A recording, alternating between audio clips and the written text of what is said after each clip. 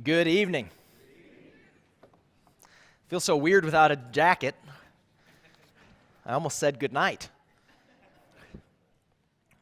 This afternoon, we have some trails behind our house, and we were walking, and I was pointing out to the boys the various kinds of cactus, or cacti, whatever you're supposed to say. The ones that have the big ears, and then the spines, and then the ones that look like a bunch of snakes, and then the little small pricklies on them. And then I was pointing out the mesquite trees and the pointy ends on the yucca. And then we came to fire ants, and the boys were looking at those. And Zion, sweetly from the back, he said, "Why does everything in Texas want to kill us?" So, out of the mouth of babes, I hadn't thought about it like that, but the only thing I can say is just wait till we get to heaven, and you can ask Adam all about that. But it has a beauty. Just look, but don't touch. Keep your distance. You know what? We're continuing into Psalms. I don't know how long we're going to do this, but really, the Psalms are good for the soul for so many reasons. And they're good for framing our perspectives on things. Partly, in large part, framing our perspective on this God that we serve. What can happen when we spend too long away from descriptions of God? What can happen is we can develop caricatures of Him. And we can have we can categorize God into these little niche boxes that we have formulated, and we can say that's what God is like. He's like this, and then and we do the same thing with Jesus. And this is what Jesus is like, and then but being in the Word, actually being in the Word, and seeing God and seeing descriptions of God, it constantly brings to the fore of your mind what God is like. And this is vital if we are to approach Him rightly. This is vital if we are to worship Him rightly. This is vital if we're going to live rightly. We have to know the nature of the God that we serve. And this psalm, we're looking tonight at Psalm 50. This is a psalm, and I don't have a jacket tonight, so I feel weird about that. And then tonight I'm just doing it the old-fashioned way. I'm switching it up just this week. Next week we'll be back. This psalm was a little too big for me to try and put all the verses in and be swiping back and forth left and right. I'm kind of going to jump around in it. So we're just going to look at Psalm 50 tonight the old-fashioned way if you have a Bible. And so I want you to turn there. But this is a psalm that kind of reminds me, you remember when you were a kid and your dad had been gone at work all day or whatever, and you and your brothers or you and your sisters had been doing a lot of nonsense throughout the day, and Dad came home and called everyone into the room.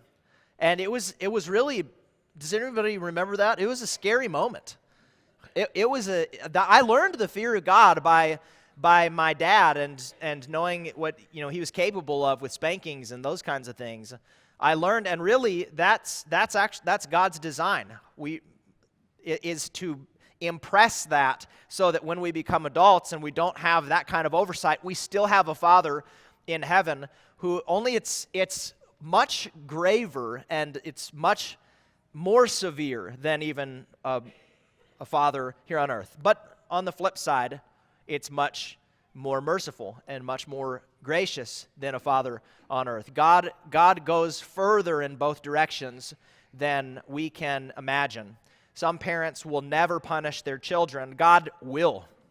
He absolutely will, and this is about that.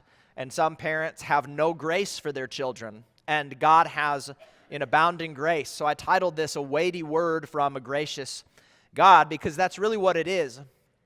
Right here at the beginning of the psalm, Psalm 50, it says, "The mighty one, God, the Lord, speaks and summons the earth from the rising of the sun to its setting. Out of Zion, the perfection of beauty, God shines forth.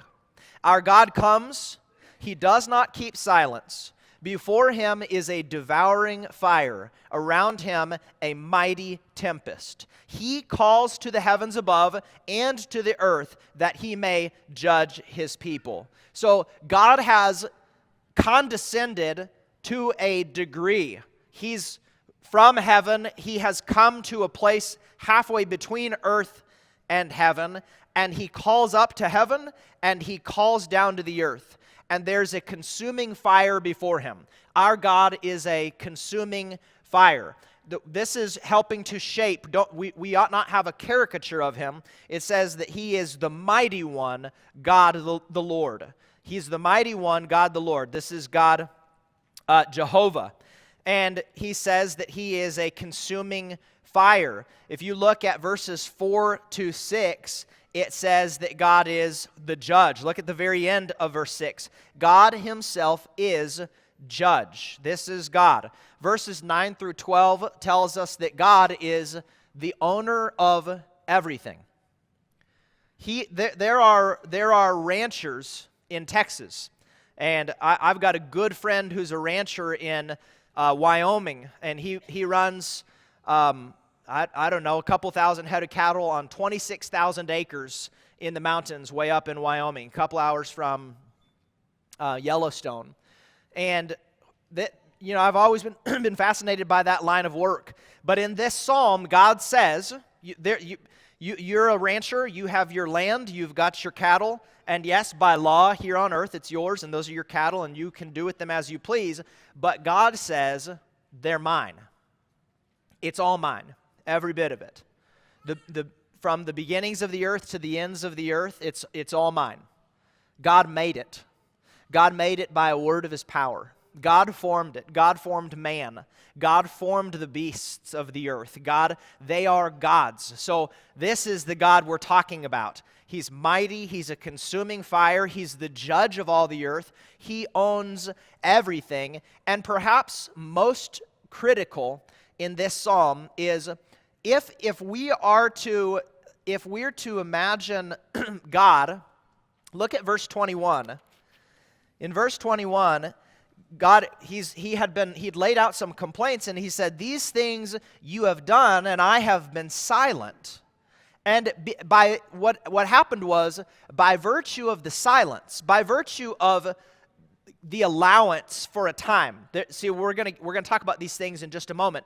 But there were these things they were doing, and by virtue of God's forbearance, by virtue of God just delaying punishment, God, it's not like you sin and then God, sends you to hell at that moment. God is actually extremely forbearing. He does not want that for anybody.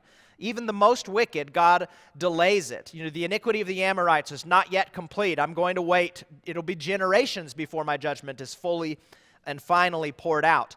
But God is amazingly patient with us, which is another thing that's not like we would imagine. He's a consuming fire, and then he says, because I didn't say anything, because I've been silent, you thought that I was one like yourself. And I would just want to say, as we're witnessing the things unfold in our land at this time, in this nation, the great grievances, the great sins, the great travesties that are committed against God, and sometimes committed against God even in God's name, God is forbearing. He is patient.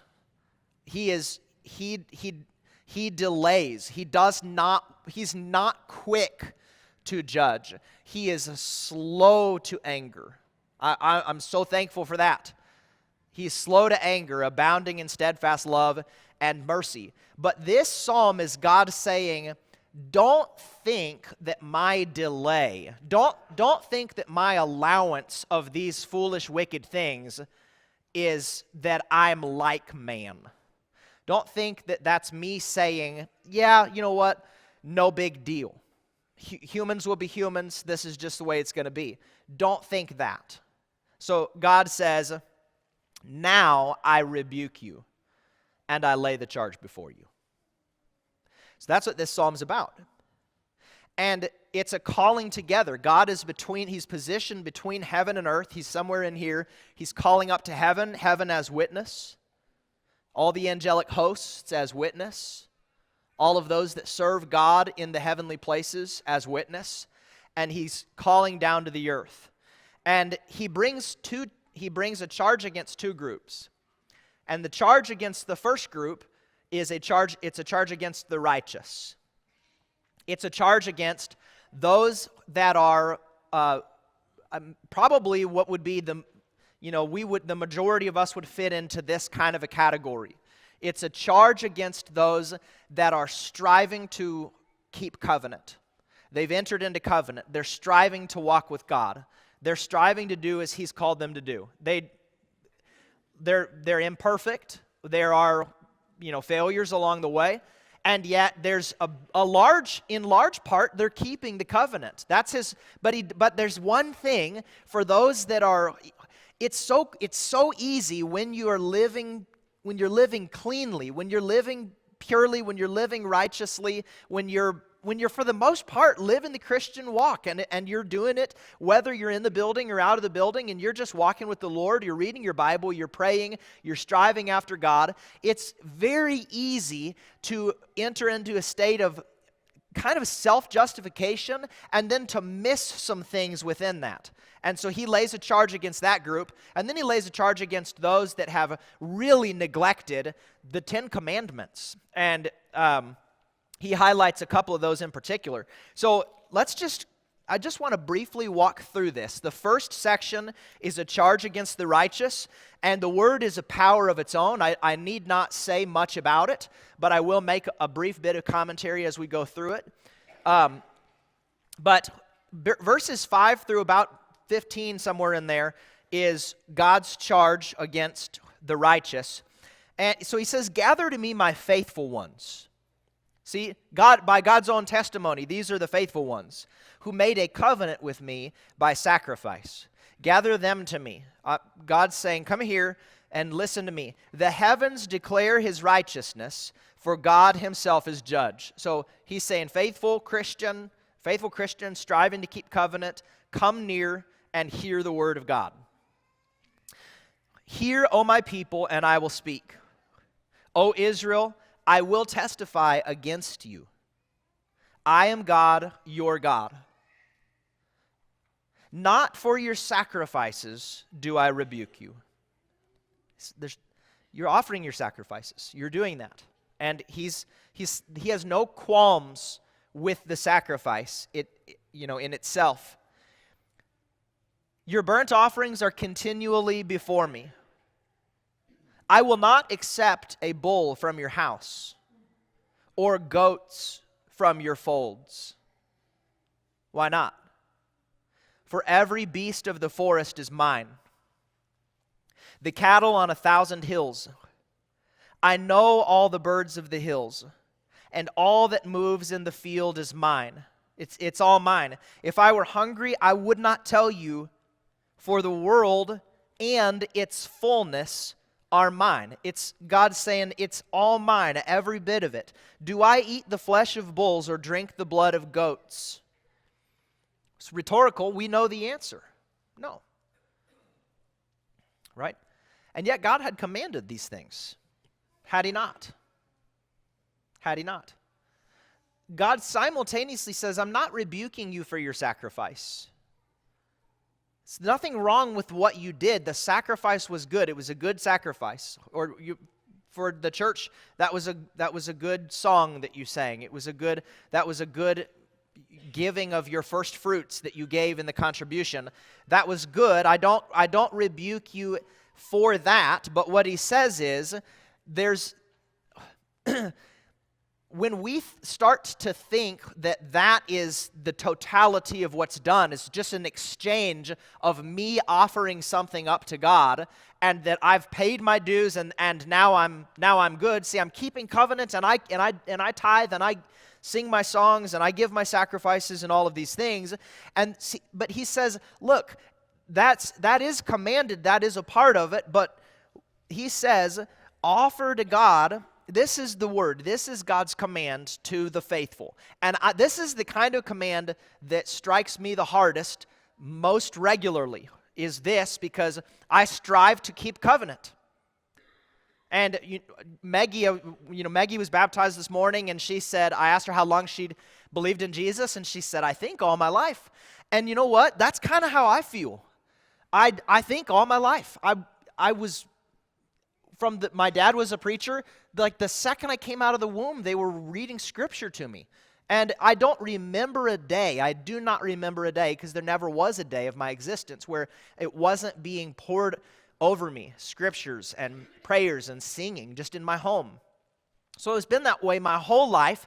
This is the kind of command that for me is one of the most challenging, because I'm going to be in this. This is where I want to be. I want to do it this way. And yet the living God calls out. He says, come near. I'm not rebuking you for the sacrifice, but he says, offer to God a sacrifice of thanksgiving.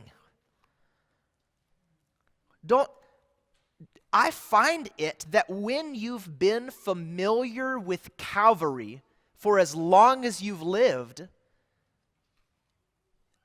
it's hard to be thankful for it. And yet God says, this is what I most desire from you. Go back to Calvary. I have to make my mind go there and see Jesus bleeding out on the cross. And just sit there for a while. And then let myself begin to feel thanksgiving again.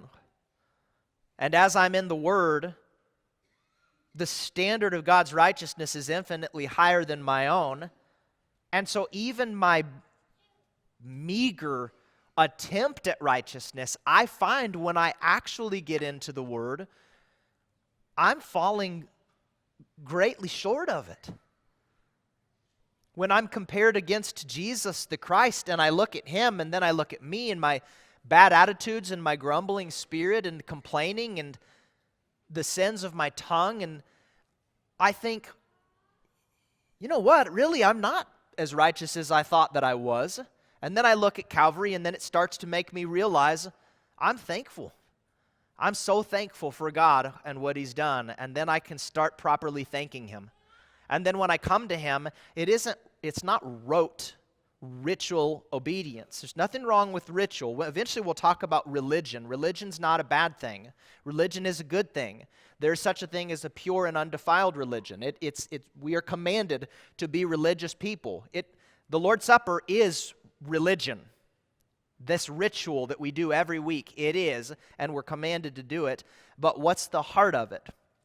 God, this is from God. He says, this is a tender word to those that are striving to keep covenant but are forgetting some things.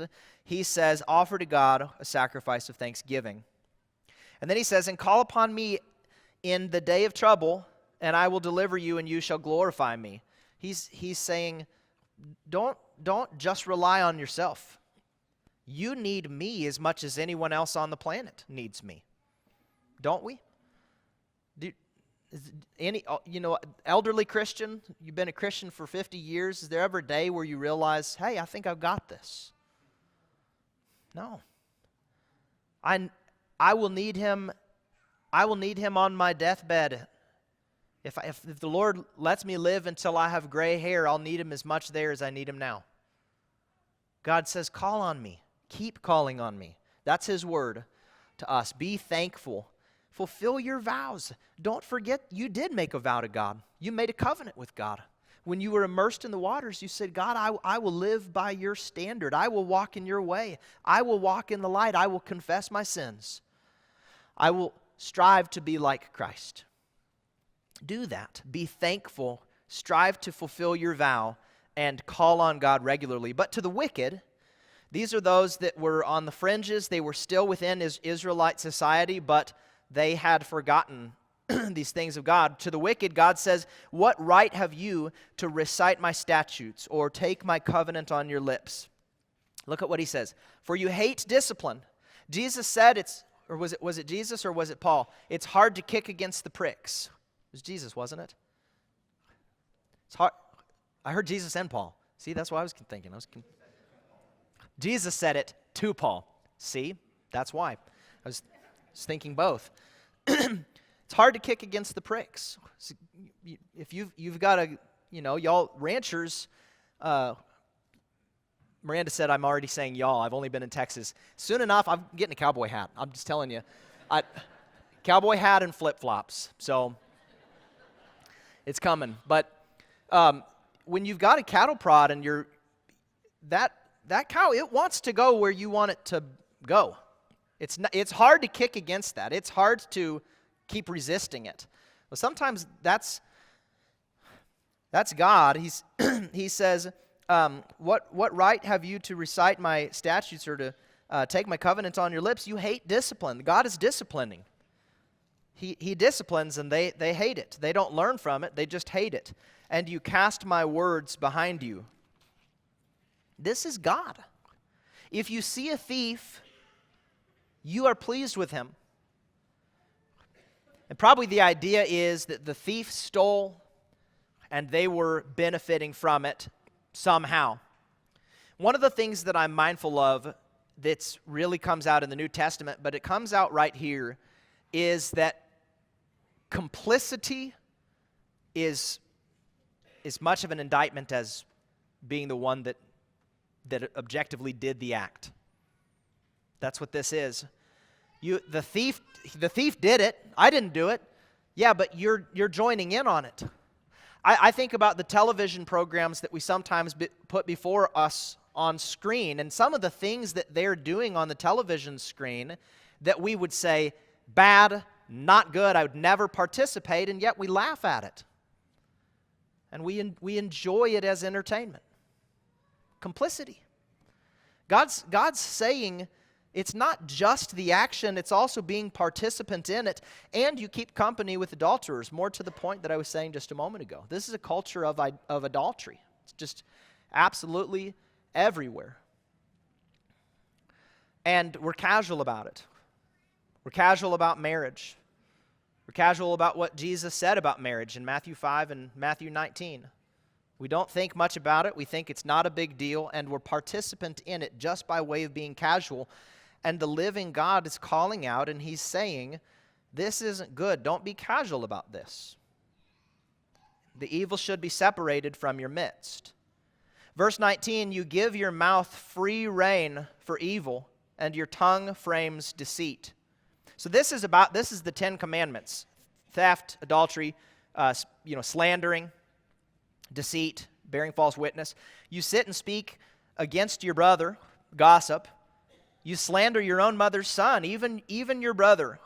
These things you have done, and I have been silent. You thought that I was one like yourself, but now I charge you and lay the charge before you. And this is his charge. And here's where he wraps it up. He gives a charge to both groups, to the righteous, to those that have really broken covenant. And he says, mark this then, you who forget God. Just mark this. Remember that I do have a problem with these things, and that doesn't go away. I still have a problem as much as I ever have. Don't let my silence be your excuse. Mark this then, you who forget God, lest I tear you apart and there be none to deliver. That's a terrifying word. And we serve a terrible God. But he's an awesome God. And he's a gracious God. He just said he had delayed. He'd been silent. He'd been silent for a time and watched and then waited. And then he came and then he calls out and he points out the sins and he's giving a chance. He's saying, look, these are the things I don't want. And then he's even further gracious. He says, mark this. Don't just make note of this. Don't forget this. He's a merciful God, but he's not a God like us. And we have to deal with him as a consuming fire. And then he says, lastly, the one who offers thanksgiving as his sacrifice glorifies me. The one who orders his way rightly, I will show the salvation of God. So he finishes with a challenge to both parties. And he's saying, one, remember your covenant, don't forget it. And the other, offer a sacrifice of thanksgiving. And I just want to finish by saying, you could walk away and you could say, well, then God doesn't want me to give of my first fruits. God doesn't want me to give. God doesn't care much about the, that's a Gnostic tendency to say God doesn't care at all about the physical thing. That's untrue. We're going to do a series before too long about Christian worldview and dive pretty deeply into Gnosticism and the ways that it affects us. But right here, God does care about it, but it has to be properly ordered. In Psalm 51, which is the very next psalm, David says, it's a psalm of repentance, and notice what comes on the heels of this. At the very last word in Psalm 51, verse 19, then will you delight in right sacrifices, in burnt offerings and whole burnt offerings, and bulls will be offered on your altar. God will delight in them. God does delight in our singing. He does delight in our contributions. He does delight in our services that we render. He delights in them. They are commanded of us. We're commanded to give all through the New Testament. We're commanded to sing. And yet it must be properly ordered. God is saying, don't sing if you're not really thankful. Let the meditations of your heart be that which is pleasing to God. In just a moment, we're going to do this. And look, this is one of those things that, as a Christian who's been a Christian as long as I can remember, I was baptized at 12, but I know that's a real struggle, is to have that gratitude and to have that kind of worship that is sincere. If you struggle with that, there's an opportunity to respond and to ask for prayers and get wisdom and insight, and maybe we could do a class on how to help with that. If you've broken covenant with God, and you feel that you're outside of His good graces and you need to confess that and let it be known, there's an opportunity to do that while we stand and sing this song.